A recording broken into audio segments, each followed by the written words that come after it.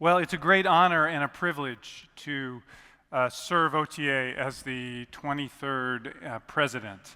I want to thank those of you in the audience who are OTA members for giving me the opportunity to do it. I want to also thank those of you in the audience who are not OTA members for coming to our annual meeting. I hope you will find something useful and interesting to take back from it. I'm going to use my brief time on the presidential stage to talk to you this morning about what we've been doing in the OTA over the past year, to give you an update on some of our programs and initiatives, to share with you some recent successes, and to begin a dialogue that I hope will continue beyond the borders of this meeting regarding our vision for the future and some of the challenges that lie ahead. Before I do that, however, I want to take a few moments and acknowledge the significant contributions of a few people to the OTA over the past year. This is a very active organization. It's a vital, effective organization, and it wouldn't be that without the enthusiasm, hard work, and commitment of a huge number of volunteers who serve the organization as officers, committee chairs, committee members, and in many other roles. Obviously, there are so many people involved that I couldn't personally acknowledge each and every one of them, but there are a few names that stand out from the group as having contributed sort of above and beyond the call of duty, and I'd like to mention them. As you know, education is one of the core missions of the Orthopedic Trauma Association, and although I may be a little biased, I think our organization does education better than just about any orthopedic subspecialty organization. Mike Baumgartner is finishing up his second term as chairman of our education committee, and during that time we've had unprecedented success.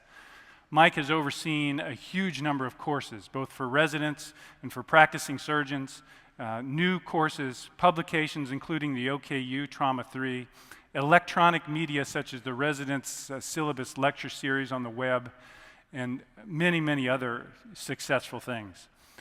I know that Mike, as you know him, is a humble person, and he would pass the accolades on to a large number of course and program leaders, such as Kevin Pugh and Steve Morgan, Laura Perkuski in the basic residence fracture course, Mike Stover, Bill Ritchie, Jim Stannard, and Klaus Saji in the advanced residence fracture course, Bill Borman for his work with the HWB and the residence basic fracture course lectures on the web, Dave Teague and Tom Higgins for the updated lecture series, and for our collaborative education project with the Academy, leaders such as Steve Olson and Chris Bourne and Bob Proby, and many, many other OTA members who have given their time as course leaders, lecturers, workshop leaders, editors and reviewers, and chapter authors.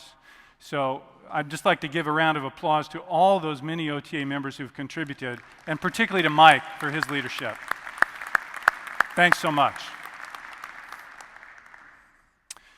I've had the opportunity over the past year to have the guidance and the support of the OTA presidential line, Paul Tornetta, Mike Bossy, Tracy Watson, and Dave Templeman. As you know, each of these guys is an outstanding leader in his own right, but working together, they've been an amazingly collaborative and effective team at advancing the agenda of the OTA on many fronts. So thanks to you guys for your help over the past year. Andy Schmidt and Bill Ritchie, as the chair and the co-chair, have put together another outstanding annual meeting in a long series of really great meetings, each of which tends to somehow top the previous one. They've had a great success at bringing diverse things to the program, such as the International Symposium, a variety of different lectures and different activities. They've been assisted in this endeavor by the program committee, Drs. Obrimsky, French, Roosh, O'Brien, Hurwitz, DeRitter, Tornetta, and Miklau. Ted Miklau and Emil Shemitz together have been organizing the Basic Science Forum that many of you attended on Wednesday, which adds a unique scientific aspect to our annual gathering. And Chris Bourne has organized the very successful Mass Casualty Management course. So thanks to all you guys for your hard work and effort in putting this meeting together.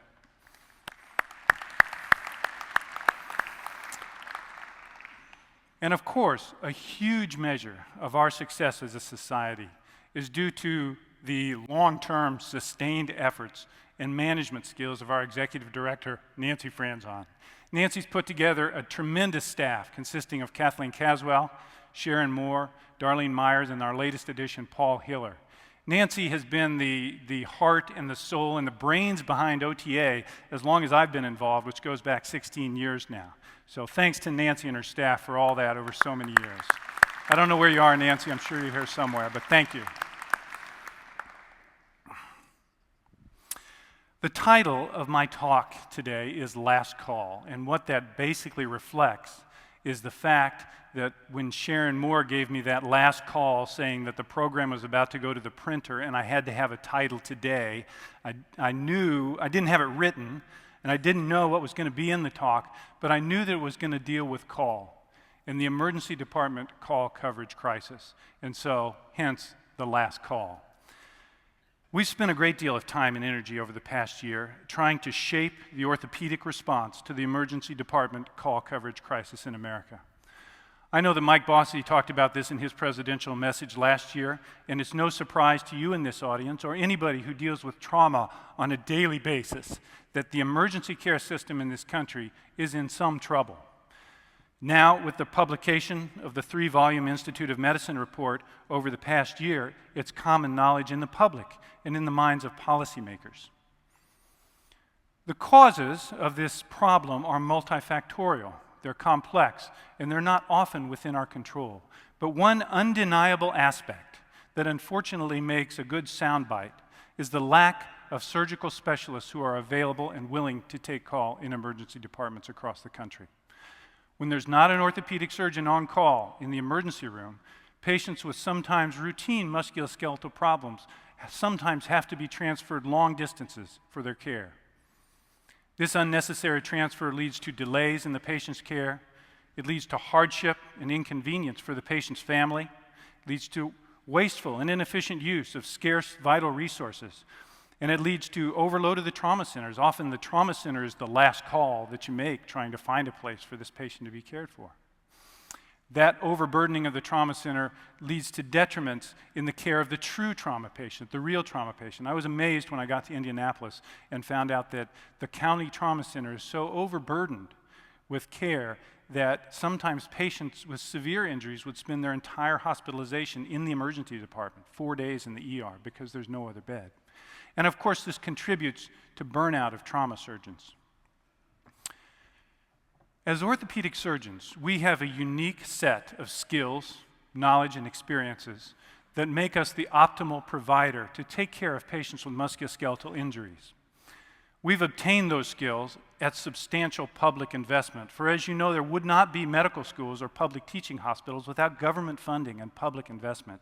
And as a result of that public investment in our training, we incur a responsibility and a debt to our society and to our communities to use those skills to take care of musculoskeletal problems in our fellow citizens, our neighbors, our employees and their families, our own friends and families who have these problems. It's a widespread problem that we have an obligation to meet. Unfortunately, in some cases, orthopedic surgeons are not living up to their professional responsibilities to their communities. To be sure, hospitals and governments have important obligation and responsibilities as well, and in many cases they're not meeting their obligations to provide the resources that enable us to do that care. But to whatever extent this problem comes from behaviors within our own profession, we need to take care of that within our own profession, because solutions imposed from outside the profession will not lead to optimal outcomes for our patients and our communities. Toward that end, the Orthopedic Trauma Association has proposed to the American Academy of Orthopedic Surgeons a standard of professionalism, which states that all orthopedic surgeons should acknowledge responsibility to their community, and they should make a positive contribution to solving this problem. It doesn't say that every orthopedic surgeon has to take general orthopedic call in every hospital all the time. It certainly doesn't say that every orthopedic surgeon has to do trauma. We want to do the trauma, that's our job. And it certainly doesn't let hospitals and governments off the hook for providing their responsibilities.